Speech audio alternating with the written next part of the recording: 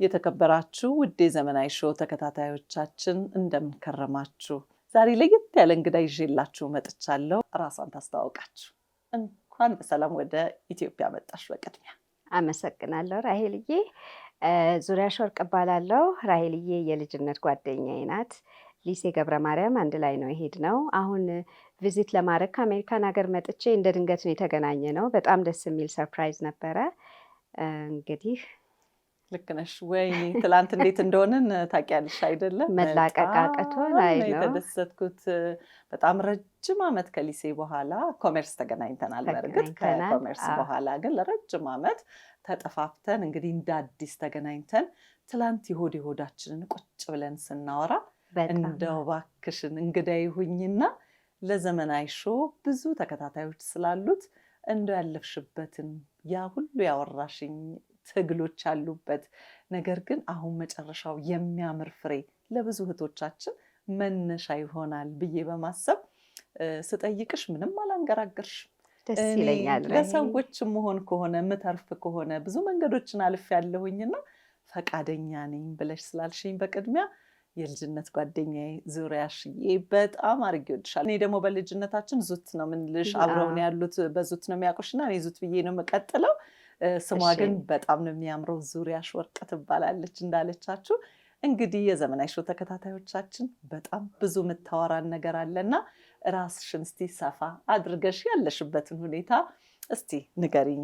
ያው ሊሴ ገብረ ማርያም ነበር የምሄደው። በሊሴ ጊዜ ሁሉ ነገር አልጋ ባልጋ ነበር ማለት ይቻላል። ትምህርት ቤት ነበረ። ቤት አባቴ ነው ያሳደገኝ ሜንሊ እና እሱ በጣም ኤጁኬሽን ላይ በጣም ፎከስ እንዳደረግ ይፈልግ ነበረ። ግን ከኮሜርስ ስንገባ ታውቂያለሽ 12ኛ ክፍል ጨርሰን አንቺ 13ኛ ድረስ ቀጥለሻል። እኔ ሴልሲን የገባሁት እና የሚቀጥለው ስቴፕ ምን እንደሆነ አላውቅም ነበር። ውጤቱ እንደመጣልኝ ኮሜርስ ነው እኔ የደረሰኝ የነበረው። ኮሜርስ በሴክሬታሪያል ሳይንስ ነበር የተማርኩት። ከዛ በኋላ የኛ እድል የነበረን በዛ ጊዜ ሊሴ ተማሪዎች ስለነበርን የፈረንሳይኛ ቋንቋ በደንብ ፍሉዌንትሊ እናወራ ስለነበር ወደ ዩኤን ካናዳ ኤምባሲ የተለያዩ ቆንጆ ቆንጆ ስራዎች የምንላቸው እድል ነበረን የሊሴ ተማሪዎች ስለነበርን። ከዛ በተረፈ ግን በትክክል ምንድን ነው መስራት የምፈልገው የሚለው በዛ ጊዜ ምንም ውሳኔ አልነበረኝም፣ ጎሉም አልነበረኝም። እንደዛ ነበረ። ዩኤን ከመግባቴ ትንሽ ዓመታት በፊት አባቴን ሞቶብኝ ነበረ በሰዓቱ። ያ እና አባቴ ሲሞት በጣም ስላልታመመም ስላላስታመም ነው ማንም ሰው ሳይዘጋጅ ነው እሱ ብቻ ነበር እንደ እናትም እንደ አባትም ሆኖ ያሳደገን እና ይሞታል የሚል ጭንቅላታችን ላይ ማንም ሰው ተዘጋጅቶ የጠበቀው ነገር አልነበረም። እና እሱ ከሞተ በኋላ ያው እኔና ወንድሜ ብቻችንን ቀረን። ሁሌ ጭንቅላቴ ውስጥ ይረብሸኝ ነበር። ለምንድን ነው የሞተው? ምንም የሜዲሲን ሀሳቡም አይዲያውም አልነበረንም። ምን ሊገለው እንደሚችልም አላወቅንም። እና የሆነ ያልተዘጋ ቻፕተር አለ አይደል? ሁሌ ባዘር ያደረገኝ ነበረ። ሐኪሞችም አልነገሯችሁም? አውቶፕሲም አልተደረገም። ዝም ብሎ ነው ወዲያው የተቀበረው። ሰው ማንም ሰው አያውቅም ነበረ። ከዛ በፊትም አልታመመም እንዳልኩሽ። ከዛ እሱ ትንሽ ጭንቅላቴን ይረብሸኝ ነበር። ከዛ በኋላ የሆነ ሳላስበው እኔ ራሴ ታመምኩኝ። በጣም ያስታውካኝ ነበር። በጣም ክስት አልኩኝ። ያው እንደምታውቂው ኦልሬዲ ቀጭን ነኝ። በዚህ በጣም ቀጭን ነበርኩ አይደል? እና ምግብ አይቀመጥልኝም ነበር እና የተለያየ ሐኪም ቤት ዞር ነበረ። በሽታዬም እንደሆነ አልተገኘም። ይሄ አክቹሊ የጀመረው አባቴ ከማረፉ በፊት ነው። እና የተለያየ ሐኪሞች አይቼ ምንም ችግር የለባትም የሚል መልስ ነበር የሚሰጡን። እኔ ግን ክሊርሊ በጣም ታምሜያለሁ። ምን እንደሆነ አይታወቅም ነበር። መጨረሻ ከብዙ ወራቶች በኋላ የሆነ ጊዜ ላይ በግሉኮስ ሁሉ ተኝቼ ነበር ቤት ውስጥ ምንም መድኃኒት ሳይገኝ እዚህ ኢትዮጵያ እያለሁ። ይሄ አባቴ ከማረፉ በፊት ነው። እና መጨረሻ ምንድን ነው የተባልኩት? ጨጓራ ነው እና እንጀራ እንዳትበይ የተባልኩ። እንጀራ መብላት አቆምኩ። ይሄ ነገር ምን እንደሆነ ሳይታወቅ ኦሎፈሳድን ደህና ሆንኩኝ። ምግብ መብላት ጀመርኩ። ክብደቴም እየጨመረ መጣ። መልስም አልተገኘለትም። ለእኔ በጭንቅላቴ ጨጓራ ከሆነ እንጀራ አቆማለሁ ብዬ ለብዙ ዓመታት እንጀራ መብላት አቆሜ ነበረ። ከዛ ቆመ። ከዛ እድል አግኝቼ ወደ አሜሪካን ሀገር ትራቭል አደረኩኝ። ከዛ እዛ ሄጄ ከ1 ዓመት በኋላ ተነሳ ከእንደገና መልሶ ያ ማስመለስ ጀመረ። ከእንደገና መክሳት ጀመርኩኝ። ምን እንደሆነ አልታወቀም። ሕክምናውም ብዙ ምርመራ እንትኑም እድሉም ስለነበረ ሄድኩኝና የመጀመሪያ ቀጠሮይ ላይ ሲቲ ስካን ተደረጊ ተብዬ ሲቲ ስካን ስደረግ ዶክተሩ ደነገጠ። የት ነበርሽ እስካሁን ድረስ አሉ። ምንድን ነው የተፈጠረው ስንል እኛ ሁል ጊዜ እኔ የማውቀው እንግዲህ የጨጓራ ችግር እንዳለብኝ ነው። ከዛ ምንድን ነው የተገኘው? አንጀቴ በጣም ቆሳስሎ ፐርፎሬሽን ይሉታል፣ ተበሳስቷል። አብሰስ ያው መግል የመያዝ የመቁሰል እንደውም አካባቢው ካሉት ኦርጋኖች ተጠባብቀው ሁሉ በጣም ኃይለኛ የሆነ በመድኃኒት ብቻ የማይድን ትልቅ ቁስል አንጀቴ ውስጥ ተገኝቷል። ዶክተሩ በሰዓቱ እንዳስረዳኝ ከሆነ ይሄ ነገር በ1 ሳምንት ወይ በ1 ዓመት የሚሆን ነገር አይደለም፣ የተጠራቀመ ብዙ የቆየ ቁስል ነው። ስለዚህ ይሄ በመድኃኒት ብቻ ሳይሆን ሆድሽ ተቀዶ የተወሰነ ፓርት መውጣት አለበት ተባልኩኝ፣ ከአንጀቴ ማለት ነው። እና በሰዓቱ ያው ኦፕራሲዮን ምንም አማራጭ ስለነበር ተደረኩኝ። ወደ 12 ኢንች የሚሆን ኢንተስታይን አንጀቴ ተቆርጦ ወጣ ማለት ነው። ከዛ በአመቱ ማለት ነው። ይሄ ሁሉ በአመቱ ማለት ነው። ያ በጣም ረጅም የሆነ የሆስፒታል ቆይታ ነበር የነበረኝ። ብዙ ሳምንታት አጠገቤ ቤተሰቦቼ የሉም፣ ብቻዬን ነኝ ያለሁት። ያን ሁሉ በስንት መከራ እኔ አሁን የማስበው ይሄ ነገር ባይገኝልኝ ኖሮ የመሞት እድሌ በጣም ሰፊ እንደሆነ ነው የገባኝ። ዶክተሩን በጣም አስጠንቅቆኛል። ምንድን ነው እስካሁን የተፈጠረው? በጣም ባዘር አደረጋቸው ደሆል ቲም እዛ እና መጨረሻ ላይ እንትን አልኩ ማለት ነው። ህይወቴ ተረፈ። ከዛ በኋላ ህይወቴ ተቀየረ እና በሰዓቱ ዶክተሩ በጣም ጥሩ ዶክተር ነበረ። በጣም አሳዘንኩትም መሰለኝ። ሚጢጢ ስለነበርኩ የሚጠይቅም ሰው አልነበረኝም። ለሀገሩ አዲስ ማንም ሰው አልነበረም። እና እንትን ምን አለኝ፣ ፕሮሚስ አድርጊኝ ሕክምና ውስጥ እንደምትገቢ እራሱ አለኝ። እኔም በቃ የመጀመሪያ አሁን ላለሁበት ህይወት የመጀመሪያ የአባቴም ቅድም እንደነገርኩሽ በድንገት ማለፍ ጭንቅላቴ ውስጥ በጣም ይረብሸኝ ነበር እና ያ ዶክተር የሚያሳዝነው ነገር አሁን አልጠየኩትም፣ ግን ለሱ ቃል ገባውለት ሕክምና ውስጥ ገብቼ የሰዎችን ህይወት ለመቀየር እኔም ቃል እገባልሃለሁ አልኩት። ከዛች ቀን ጀምሮ የኔ ፕላን ሕክምና ውስጥ መግባት ነበረ። በጣም ይገርማል።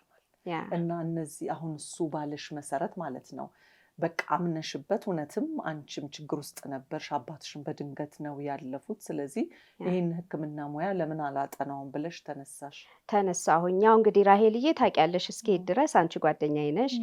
ሊሴ በጣም ብዙ ዓመት አንድ ክፍል ሁሉ ነበርን፣ አብረን ያደግነው እና ያው ከልጅነታችን እንተዋወቃለን፣ ኮሜርስም እንተዋወቃለን። የሕክምና የማጥናት መንገዱን ማሰብም ምንም ምክንያትም አልነበረኝም። ወደዛ የሚመሩሽ መንገዶች ነበሩ ሊሴ ውስጥ እኮ። አሁን ለምሳሌ እኛ ለተመልካቾቻችን ዜጋ ምናልባት ላይ ገባቸው ይችላል እና ፕሮሜራስ አሁን ለምሳሌ ዙትዬ ጎበዝ ተማሪ ነበርሽ፣ በጣም የምትጥሪ በጣም እጥር ነበረ። እኔ ትዝ ይለኛል በጣም የሆነ ሰዓት ላይ ቆም የምትይው ነገር ነበረሽ አንቺ። ግን እኔ የሕክምና ሙያ ውስጥ ትገቢያለሽ ብዬ በፍጹም አልገምትም ነበረ ትላንት እስከምናወራ ድረስ። ምክንያቱም የሄድሽው ኤስኤልሲ ድረስ 12ኛ ክፍል ድረስ ሄደሻል። ከዛ ደግሞ ኮሜርስ ጆይን አድርገሻል። እዛም በሴም ሙያ ነው የተማርነው እኔና አንቺ። እናንተ ብቻ በ3 ቋንቋ ትሪለንግ ቀን ነበራችሁ እና ትሪለንግ ነበራችሁ፣ 3 ቋንቋ ነበር። በእናንተ ጊዜ እኮ ነው የተጀመረው አይደለ? እኔ እዛ 13ኛ ክፍል ስለገባሁኝ ነው እንጂ። እና ቶታሊ ከአንድ ቦታ ተነሳሽ ወደ ሌላ ፊልድ ነው እየገባሽው የገባሁት። ሱት የሚገርምሽ እንደዚህ ብዙ ችግር እኮ ጥሩ ነው። አንዳንድ ጊዜ እንደዚህ አይነት ችግሮች ይገጥሙሻል። ህይወትሽን ግን የወደፊትን ያስተካክሉልሻል። ህይወትሽን ራሄልዬ እስካሁን ድረስ እየኖርኩት ያለሁት ነገር ያው መጨረሻ ላይ ምን እንደሆንኩ እነግራቸዋለሁኝ። በጣም ጥሩ ይቀጥልን። በጣም ኢንትረስቲንግ ነው። አዎ እሺ። የህክምናው ሙያ ከረጅም ዓመት በኋላ እንደገና ትምህርት ቤት ገባሽ ፍሮም ስክራች። በዛ ላይ ደግሞ አንድ ራሄልዬ ሜንሽን ማድረግ ያለብኝ ነገር ከኢትዮጵያ ወደ አሜሪካን ሀገር ስትሄጂ ብዙ ነገር ለምሳሌ ሲምፕል ቲንግስ ላይክ አልጀብራ እዚህ ተምረናል አይደለ? እነሱ እንደ አዲስ እንድትጀምሪ ነው የሚፈልጉት። አሁን ስለ ሕክምናው ታዩና ሕክምና ውስጥ ከመግባቴ በፊት በሰዓቱ በዛ ጊዜ ማለት ነው 2005 ስጀምር አልጀብራው እንደ አዲስ የእንግሊዘኛ እንደማወራ ያውቃሉ ግን እነሱ እርግጠኛ ለመሆን ከቤሲክ ኤቢሲዲ ሳይሆን በጣም ከቤሲክ ከአፍሪካ መምጣታችን ሁሉ ነገር በሰዓቱ በእኛ ጊዜ አሁን እንዴት እንደሆነ በትክክል አላውቅም። ሁሉ ነገር ከአዲስ ነው የጀመርኩት።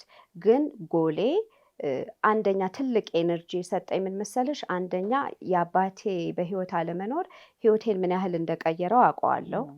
እሱ አንድ ትልቅና እኔ ራሴ ከሞት አፋፍ ላይ ነው ተነስቼ እና እኔ አሁን እግዚአብሔር ህይወቴን ካዳነ ሌላ ሰው ህይወት ብቀይር ለኔ ትልቅ ሚኒንግ ይሰጠኛል። ገባሽ? ትልቅ የሆነ አላማ ኖረኝ እና ይሄንን ነገር ለሰው ገባሽ ሞቲቬሽን ብሰጥና ህይወታቸውን ብቀጥል ኦር ብረዳ ለኔ ትልቅ ሳቲስፋክሽን ነው እና ትልቅ አላማ ሆነኝ። በጣም ረጅም ጉዞ ነበረ ሜዲካል ፊልድ ውስጥ ለመግባት ብዙ ነገር አይቻለሁ። ራሄል እያጫውትሻለሁ ትንሽ ደስ ይለኛል።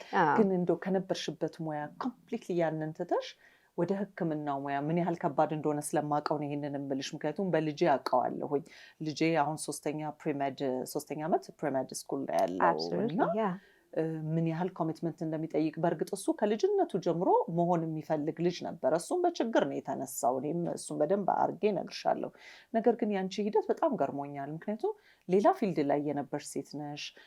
ያው አባትሽን በማጣትሽ እንደተባለው አንቺን በጣም በመታመምሽ ያ ችግር መልካም አይደለም በእርግጥ።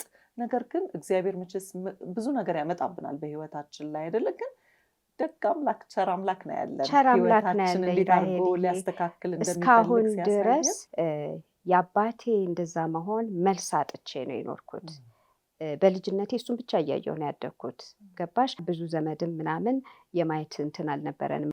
በልጅነቴ ደግሞ አባቴ ሁሌ የሚለኝ የነበረው በትምህርት የሚያምን ሰው ነው አባቴ። ሁሌም ኤጁኬሽን ለምሳሌ ትምህርት ቤት ሄጄ ጥሩ ነጥብ ካመጣሁኝ ሊሴ ማለት ነው ዘመድ ሊጠይቀን ሲመጣ ነይ እስቲ ያንን ያመጣሽውን ውጤት ነይ እናሳያቸው ብሎ እንደ ትልቅ ነገር በቃ ጉራውን ሲነፋ ትልቅም ነው። አዎ። እና እሱ በጣም ኤጁኬሽን ታውቂዋለሽ። ሊሴ በጣም እስከ ስንተኛ አምስተኛ ክፍል ስድስተኛ እያለን ራሱ እስከ ሚድናይት ነበር የምናጠና የነበረው። በጣም ከባድ የሆነ እንትን ነው ያለፍነው እና እሱን ማጣቴ መልስ ሳይኖረኝ ቀርቶ በጣም ባዘር እያደረገኝ እኔ ያንን ሰርጀሪ እኔ ራሴ ታመሜ ህይወቴ ሊያልፍ ወረቀት ሁሉ አስፈርመውኝ ነው የገባሁት። ምክንያቱም በጣም ከመክሳቴ የተነሳ አኔስቴዥያውን የሰርጀሪውን አኔስቴዥያ ራሱ ይሄ ማደንዘዣውን ማለት ነው ላትቋቋሚ ትችያለሽ። በጣም ክብደትሽ በጣም ስለቀነሰ ያንን ካልተቋቋምሽ ፈርመሽ ነው የምትገቢው። ምክንያቱም እኛ ይሄን ኃላፊነት አንወስድም ብለው ይሄ የሞትና የመኖር ጫፍ ላይ ነበርኩኝ እና እኔ በእኔ ላይም ስላየሁት ይሄንን የህክምና ማግኘት ትክክለኛ ህክምና ማግኘት ህይወት እንዴት እንደሚለውጥ አሁን ስለተረፍኩ ነው ሰው ለማዳን ሰውን የሰው ችግር እንደኔ አድርጌ እንትን አንደርስታንድ ማድረግ የሞከርኩት። ገብቶሻል ራይልዬ? እና በቃ ጥሩ ምክንያት ሆነኝ በዚህ ፊልድ ላይ የሚፈጀውን አመት ይፍጅ። በአጠገቤ ዘመድም አልነበረኝም እንዳልኩሽ። ለፍቼ በራሴ እንትን ብዙ አመት ነው የፈጀብኝ። ብዙ ድጋፍ ስላልነበረኝ ብዙ ነገር አልፌ እንደውም የመጨረሻ አመቴ 2012 በጣም ስትራግሊንግ የሆነ አመት ነበረ። መጨረሻ ላይ ጨርሼ ስቱደንት ሎኔ ኤክሲድ አደረገ። ምክንያቱም ብዙ አመት ነው እኔ የፈጀብኝ እንዳልኩሽ አልጀብራ ምናምን የመጀመሪያውን ስወስድ ረዘም ያለ ጊዜ ነው እኛ በሰዓቱ ፕሮግራሙ የነበርኩበት የፈጀብኝ። ስለዚህ የሆኑ አበሾች ቤት ሁሉ ገብቼ ነበረ መጠለያ እንዲሰጡኝ። ዘመድ ሳይሆኑ እዛም አውቃቸው ያ እና ጋዝም አልነበረኝም ቤት ለመሄድ መኪና ቤንዚን አልነበረኝም። ስለዚህ መኪና ውስጥ ሁሉ ማደር የጀመርኩበት ጊዜ ነበረ። በብርድ ተማሪ ያለው የመጨረሻ አመቴ ማለት ነው። አስተማሪዎች የራሳቸው በሰዓቱ ትምህርቱ ጠንካራ ስለነበር አንድ ክላስ ከወደቅሽ እንትን ማለታችን ትባረሪያለሽ እና ይሄን ነገር ቀስ ብለሽ ውሰጂው የመጨረሻ አመትሽን እስቲ 1 አመት አርፈሽ ነይ ሲሉኝ 1 አመት አላርፍም እዚህ ጋር ደርሻለሁ። መጨረሻ ላይ እንትን አልልም። ይሄ ያሰብኩት አላማ ነው። ይሄን አላማ እንትን መጨረሻው ድረስ እሄዳለሁ በሚል ማለት ነው። እየሰራሽ ነበር የተማርሽው? አትችም። እዛ ሜዲካል ፊልድ ውስጥ ሆነሽ ምንም ጊዜ የለም። ታይዋለሽ አይደለ? አዎ በጣም ቢዚ ነው። የምናጠናው እስከ ሚድናይት 1 o'clock ነው። ከዛ በኋላ አይደለ? እኔ ልጄን ለምን አንዳንድ እህቶቼ አብረውኝ ያሉ ጓደኞቼ ምናምን ይሄ ልጅ ስራ ይግባ ግድ የለም ይልመድ ጥሩ አይደለም ብለው ይሉኛል እና ቁጭ ብዬ ሳወራው ምን ሰዓት ይለኛል። ምን ሰዓት ነው ስራ ምገባው ብሎ ይለኛል። እና የሚገርምሽ አሁን ግን ያው የሚማርበት ትምህርት ቤት ውስጥ ማስተማር ጀምሯል እና እሱ ትንሽ ይረዳዋል። እና ይሄን ስታወሪ አይገርምሽም? እኔ ልቤን እንትን አደረገኝ። ምክንያቱም ልጅ ያለበት ሁኔታ አለ። በተለይ አንቺ እኛ በጣም ብዙ ረዳት አለው ልጄ።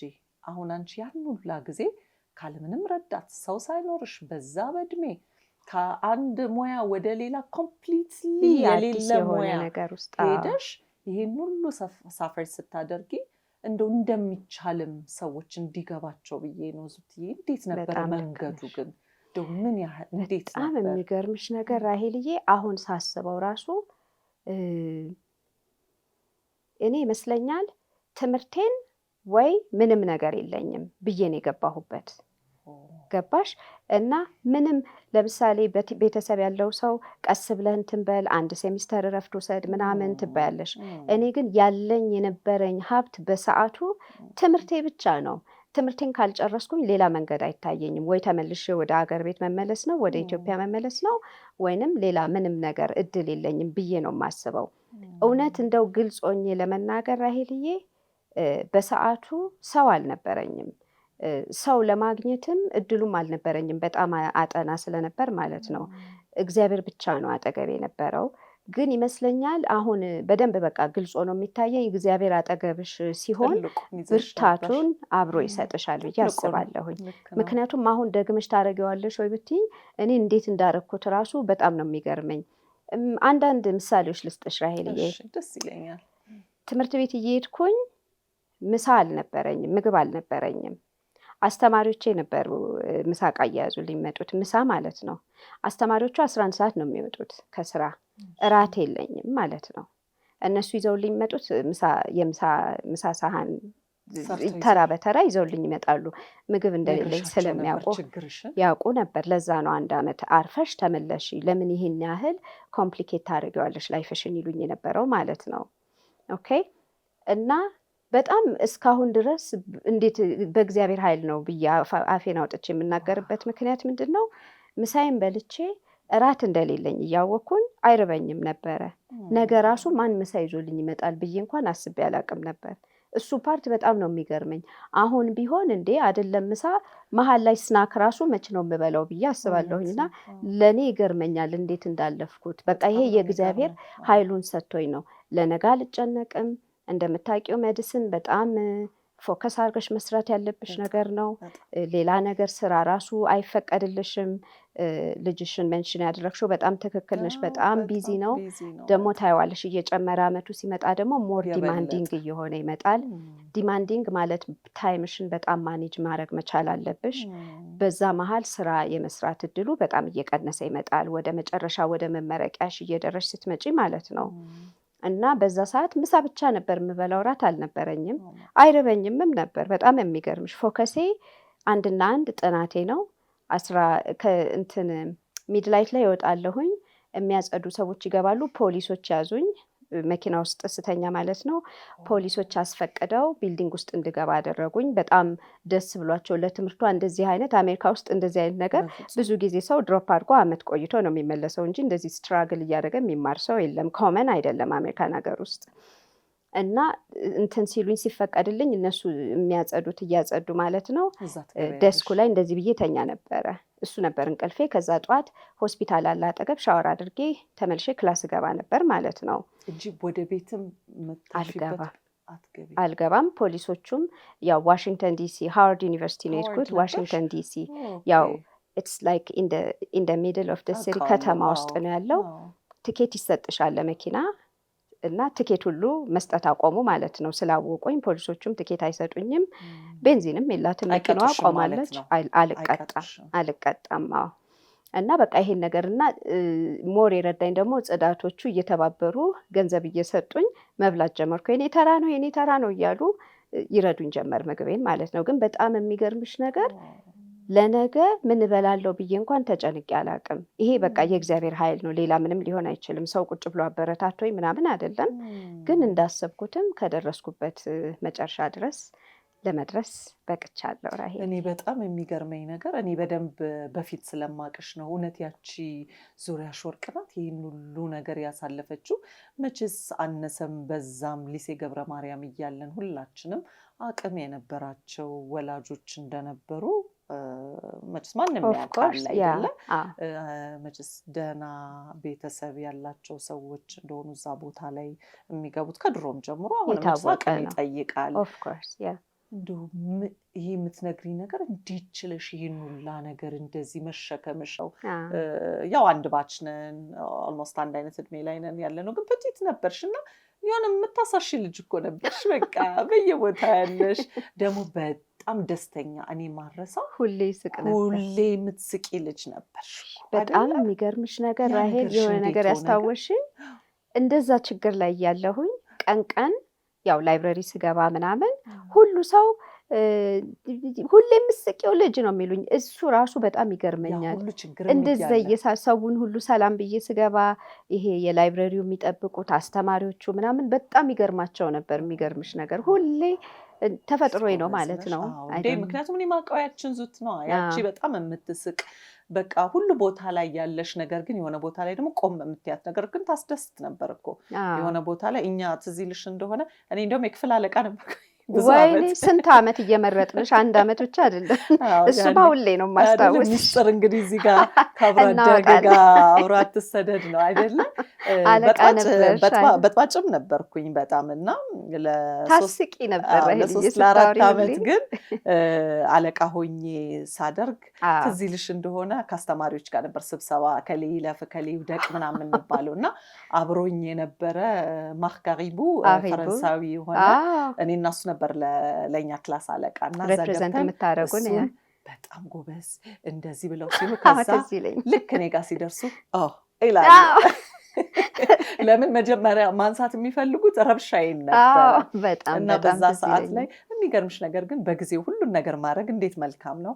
እኔ አሁን ራሄል ረባሽ ተማሪ ነበረች ተብሎ ቢባል ብዙ ሰዎች አሁን አያምኑም አውቃለሁ። ነገር ግን ሁሉ ነገር ወቅት አለው። በጊዜው ሁላችንም በጊዜው እንረብሽ እንጂ ስራችንን ትምህርታችን ላይ ሲሪየስ ነበር፣ ምንም ጥያቄ የሌለው ነገር ነው። ያንቺ ግን ይለይ ነበረ።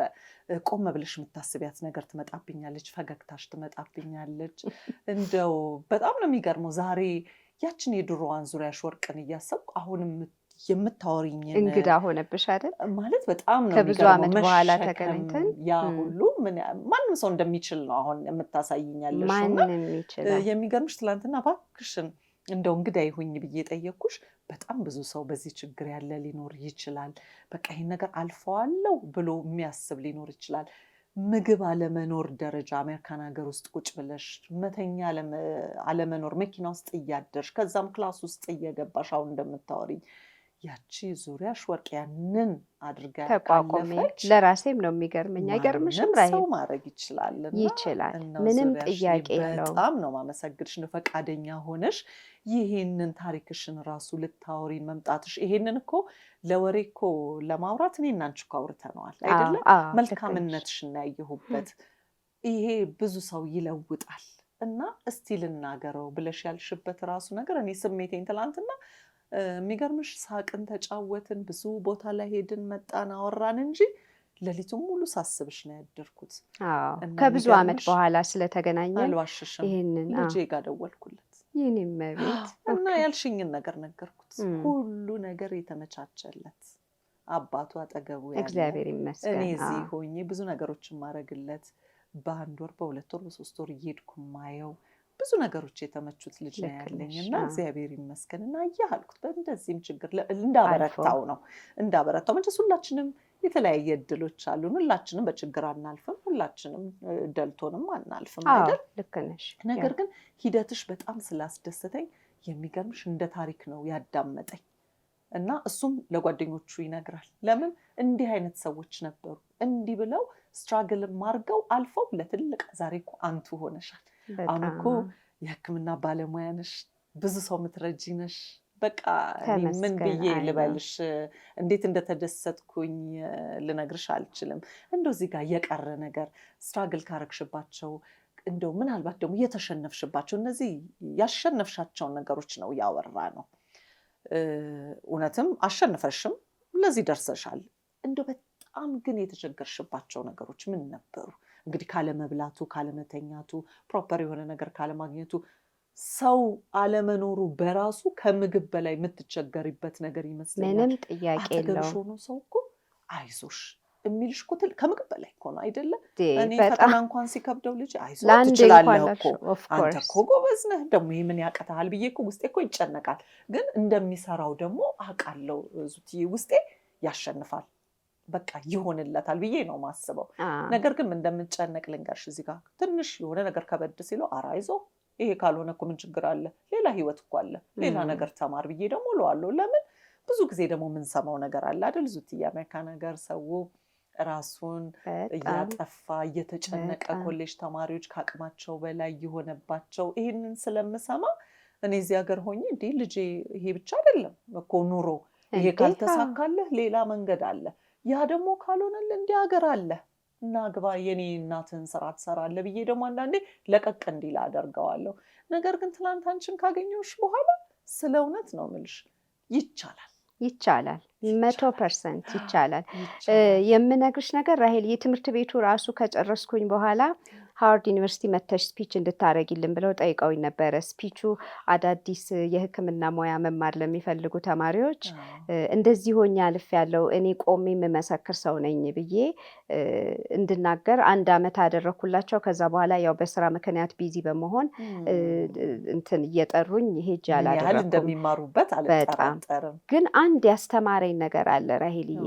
ይሄ ችግር አሁን በሽተኞች በማይበት ጊዜ አንድ ሰው ተቸግሮ ያንን ሰው ስታይ አጠገቡ ደግሞ የቤተሰብ አባሎች ተጨንቀው ምንድን ነው ይሄ ነገር ህይወቱ ይኖራል ወይ ምናምን ብለው ተጨንቀው እንትን ሲሉሽ፣ በህይወቴ አንድ ትልቅ እስከ መጨረሻ ድረስ ገባሽ። አንዳንድ ሰው ስራ እየሰራ ሁሉ ነገር ኖሮት ገንዘብ ሊሆን ይችላል፣ እውቀት ሊሆን ይችላል፣ ሀብት ሊሆን ይችላል።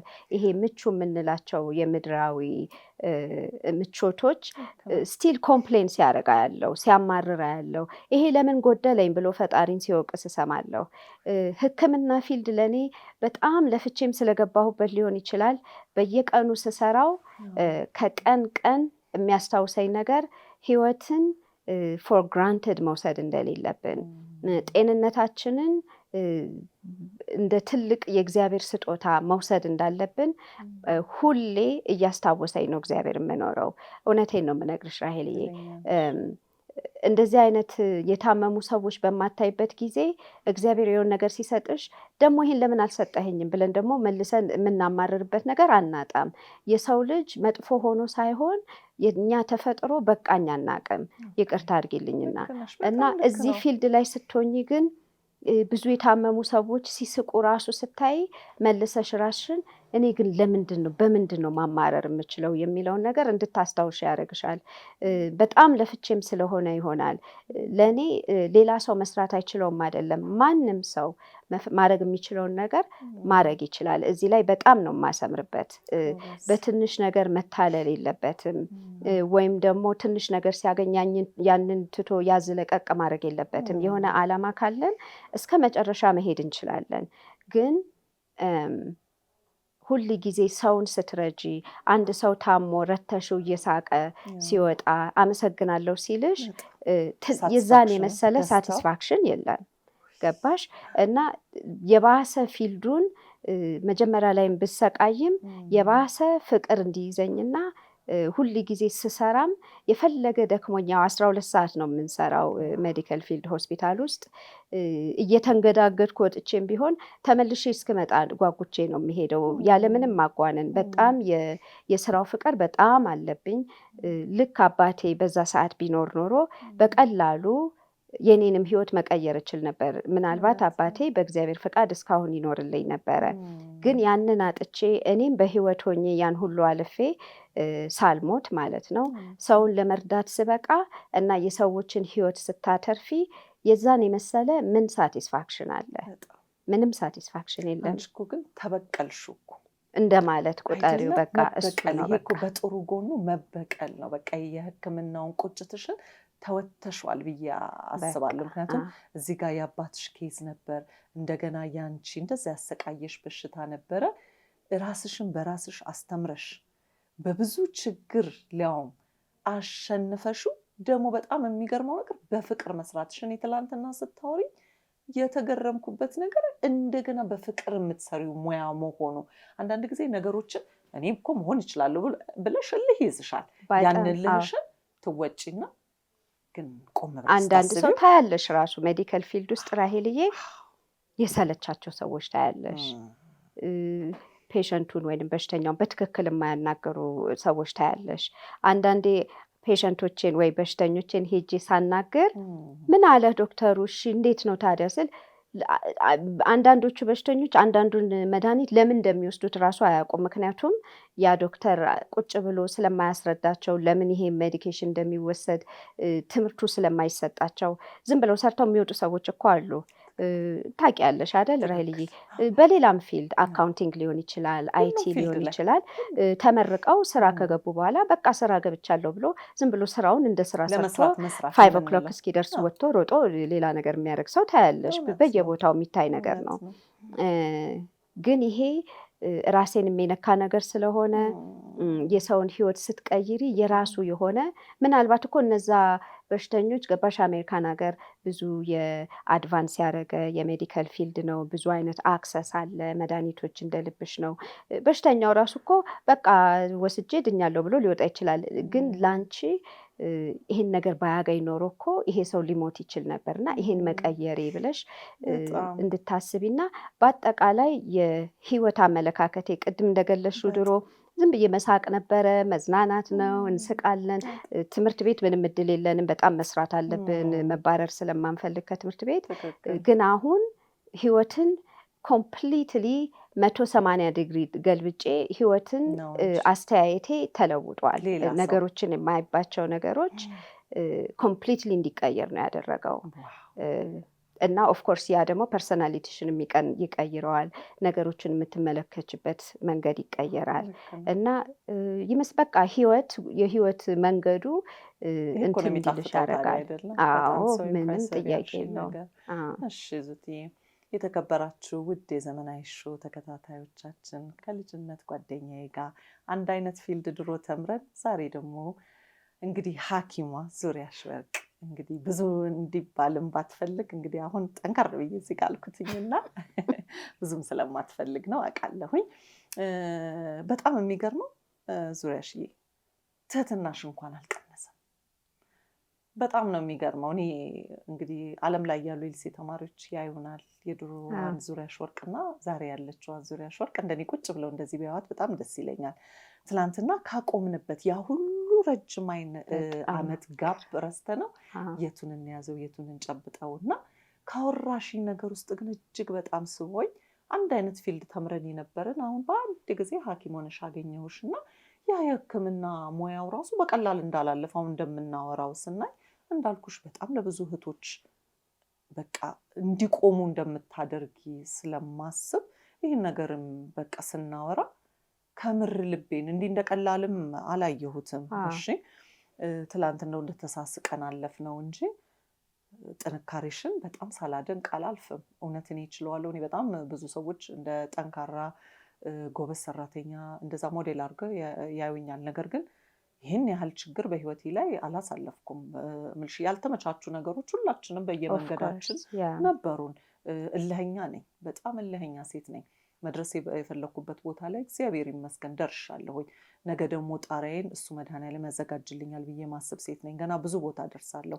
ብዙ ነገሮች መስራት እፈልጋለሁ። ዙሪያሽዬ በጣም እንደምታውቂው እንግዲህ በልጅነታችን በዛ በእድሜ መበላለጦች ነበሩ ትምህርት ቤት ውስጥ አይደለ?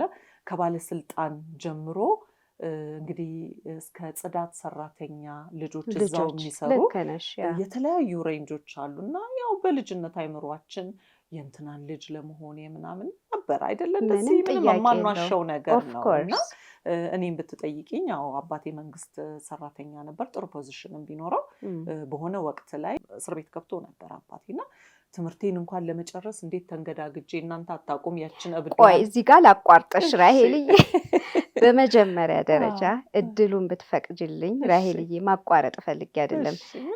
አይ ነው ስለኔ ትላንትና መገናኘታችን ብዙ ነገር ተለውጦ በህይወታችን ላይ ነው የተገናኘ ነው። አንድ ነገር እንኳን አይዲያ መጨረስ አቅቶን አንዱን ከአንዱ እየዘለልን እየተሻማን ነበር ስናወራ የነበረው። ብዙ ሰዓትን ብንቀመጥ መጨረስ አቃተን የስንትና የስንታ። ግን አንድ ሳልገልጽ ማለፍም አልፈልገው ነገር ራሄል በጣም በጣም ነው ማደንቅሽ። ጥንካሬሽ እግዚአብሔር በዚህ ላይ ጨምሮ ይስጥሽ። በጣም በጣም ጎበዝ ነሽ። በጣም ትጉህ ሰራተኛ ነሽ። በጣም መኮራብሽ ሰው ነሽ። ቲክቶክ ላይ አይሽ ነበር፣ ግን አሁን ደግሞ ሞር ሳይሽ በስራ የምታምኚ ይሄ ቲክቶክ ላይ የሚከታተሉ ሰዎች የሚመሰክሩት ነገር ነው። ይሄንን ነገር ቀጥይበት። ከዚህ የበለጠ የትና የት የምትደርሺ ሰው ነሽ። ግን አሁን ራሱ በጣም በጣም የማደንቅሽ ሰው ነሽ። በዚሁ ቀጥይበት። ይሄን ራሱ አላማሽ ሴቶችን ለማበረታታት ያደረግሽው ነገር በጣም ነው የማከብርሽ። ቃላቶች ያጥሩኛል ራሄልዬ። በጣም ጎበዝ ነሽ። እንደዚህ አይነት ሰው ሞር ቢነሳሳ እዚህ ሀገር ጥሩ ነው። ሌላ ደግሞ መጨመር የምፈልገው ነገር ሕክምና ላይ እኔ ብዙ ጊዜ የትም ሀገር ብትሄጂ አንዱ ሰው ከአንዱ ስለ ቅድም ስለ መበላለጥ ስታወሪ ነው። እኔ ማንም ሰው በጣም አጥብቄ መናገር የምፈልገው ነገር ትንሽ ነኝ ብላችሁ ምንም ነገር ከማድረግ ወደኋላ አትበሉ። እኔ ይኸው የቁም ምስክር ነኝ። ምንም ሰው አልነበረኝም። ከመሬት ላይ ሳይሆን ከመሬት ስር ነው ወጥቼ እዚህ ጋር የደረስኩት። በዚህ ምክንያት ለእኔ አሁን ድሮ መበላለጥ እንዳለው አሁንም ሰው ሶሻል ስታተሱ የሚበላለጥ ሰው አለ። ይሄ ያለ ነገር ነው በየትኛውም ሀገር። ለእኔ ግን ሰው ሰው ነው። ማንም ሰው ከስር ያለ ከሰራ የሚደርስበት ቦታ የመድረስ ማንም ከማንም የሚያበላልጥ ነገር የለም። የኛ ሞቲቬሽን እና የኛ መበረታታት ይጠይቃል። እኔ እዚህ ጋር ከደረስኩኝ እናንተ የማትደርሱበት ምንም ምክንያት የለም። ይሄንን ብዙ ጊዜ በተለያየ ሜሴጅ አድርገሽ ስትናገር ይሰማለሁ። 100% ከአንቺ አጠገብ እቆማለሁ።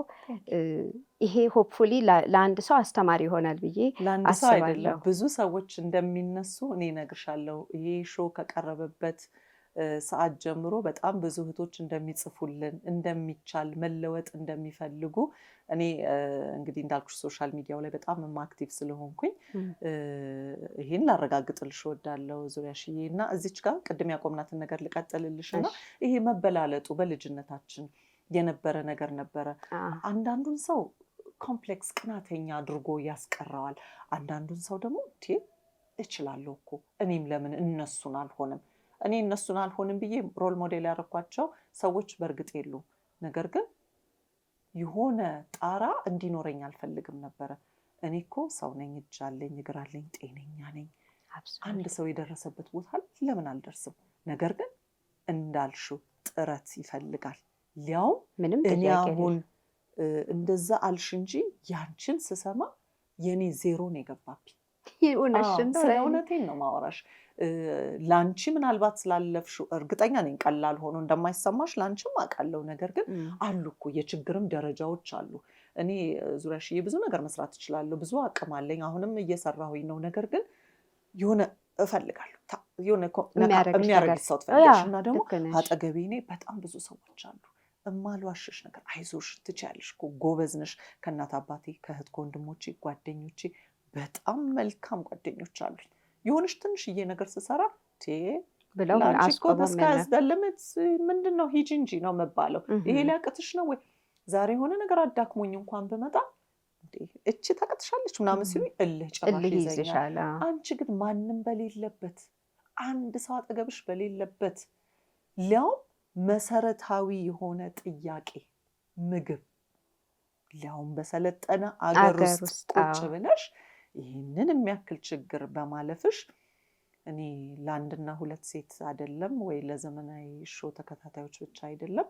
እኔ ስለ እውነት በጣም ብዙ ሰዎች ዛሬ ዙሪያሽ ወርቅን አይተው እንደሚለወጡ አልጠራጠርም። በጣም መቼስ ሳናስበው ትላንት ያደረግነው ውይይት ዛሬ እዚች ቦታ ላይ መተሽ ትልቅ ነገር እንደሚለውጥ አምናለሁ እና በጣም አከብርሻለሁ፣ በጣም ወድሻለሁ። እግዚአብሔር አሁንም ከዚህ ካለሽበት ደረጃ ላይ ከፍ አድርጎ እንደሚያኖርሽ አውቃለሁ። በጣም የሚገርመው ደግሞ ያ ሁሉ ነገር አልፎ አሁን ለደረስሽበት ትልቅ ደረጃ ስቲል ወደ ታች ነሽ። ጭራሽ እንዲነገርብሽም አትፈልጊም። እኔ እንዲያውም ብዙ እንለፋቸው ያልሽው ነገር በመሀላችን ያወራናቸው እና ያለፍናቸው ነገሮች አሉ። ይሄ ራሱ ምን ያህል ዝቅ ብሎ መኖርን እኔን ራሱ አስተምረሽኛል። ስለ እውነት ትላንትና ባወራነው ነገር ለካ እንደዚህ ይቻላል እንዴ ለምስልሽ ሁላችንም ባህሪያችን ይለያያል። እንግዲህ እኔና አንቺ እዚህ ቦታ ላይ እንደ ጋዜጠኛና እንደ ተጠያቂ ሳይሆን እንደ ጓደኛ ነው የምናወራው ያለ ነው እና እኔ ምን እፈልጋለሁ በተፈጥሮዬ መቼስ ሁላችንም የተለያየ ነገር አይደለም ወይንም ስለለመደብኝም ሊሆን ይችላል። ጎበዝ፣ አይዞሽ፣ ትችያለሽ የሆነ ነገር ሳደርግ ደግሞ ጎበዝ ብሎ የሆነ ነገር የሚያደርግልኝ ሰው አጠገቦቼ አሉ። ብቻ አብሶሉትሊ ይህ ሁላ ነገር እንደዚህ ታልፎ አንቺ አሁን ምንም ከሰው ሳትጠብቂ እንደገና ደግሞ በቃ ዝቅ ብለሽ ደግሞ መኖር መቻል መቼስ መባረክ ነው። ዙሪያሽዬ መቼስ እድለኛ ነኝ እንዳንቺ አይነት ጓደኛ ከብዙ ዓመት በኋላ ደግሞ ስላገኘው። ገና ብዙ መማርብሽ እህቴ ጓደኛዬ ነሽ። ብዙ ሰዎች አሁን አሉሽ። አሁን ትልቅ ዙሪያሽ ጋር ነኝ ያለሁት። ትልቅ ቦታ የደረሰች ሁሉ ነገር ማውራት ባትፈልጊ የማይደበቁ ነገሮች አሉ። ምንም አንዳንድ ጊዜ ሸፍነን የምናልፋቸው አሉ፣ ሸፍነን ማናልፋቸው ነገሮች አሉ። በዛ ላይ ምንድነው ትልቅነትሽን ነው የሚያሳየው።